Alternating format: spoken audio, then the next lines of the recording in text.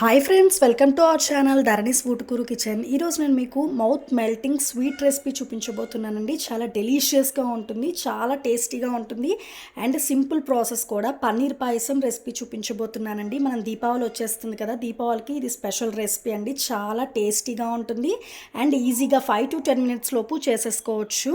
ఇంటికి ఎవరైనా గెస్ట్లు వచ్చినా కూడా మనం స్వీట్ని ప్రిఫర్ చేస్తాం కదా, అప్పుడు దీన్ని చేసి పెట్టచ్చండి. చాలా టేస్టీగా అండ్ చాలా సింపుల్గా, చాలా క్విక్గా అయిపోయే రెసిపీ. ఇప్పుడు మనం వీటికి కావాల్సిన ఇంగ్రీడియంట్స్ చూసేద్దాము.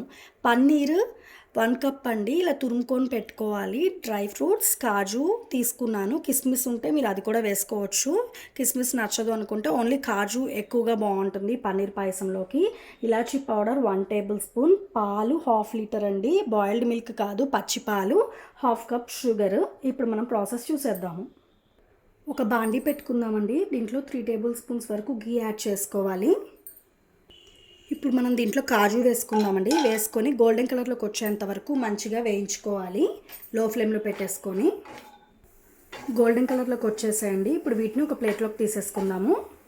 మనం ఇప్పుడు ఇదే బాండీలో పాలు పోసేసుకుందామండి. నెయ్యి ఉంచి పాలు పోసుకోవచ్చు, స్వీట్ రెసిపీ కాబట్టి. పాలని మంచిగా మరగనివ్వాలండి. థిక్గా అయ్యేంత వరకు ఉంచుకోవాలి. పాలని మీడియం ఫ్లేమ్లో పెట్టుకొని మరగనిస్తే సరిపోతుంది. పాలు మరుగుతున్నాయండి, ఇలా మరిగేంత వరకు ఉంచుకోవాలి. ఇప్పుడు మనం దీంట్లో మీడియం ఫ్లేమ్ పెట్టేసుకొని షుగర్ యాడ్ చేద్దాము. దీంట్లో షుగర్ యాడ్ చేసుకొని మిక్స్ చేసుకుందామండి. And elaichi powder. ఇప్పుడు ఇది కరిగేంత వరకు ఉంచుకోవాలండి, మీడియం ఫ్లేమ్లో పెట్టేసుకొని. కొంచెం దగ్గర పడాలి. పాలు మంచిగా మరిగాయండి, షుగర్ కూడా కరిగిపోయింది. ఇలా మీగడంతా పైకి వచ్చినప్పుడే మనం పన్నీర్ని వేసుకోవాలి. పన్నీర్ని వేసుకొని మంచిగా మిక్స్ చేసుకోవాలి లో ఫ్లేమ్లో పెట్టేసుకొని.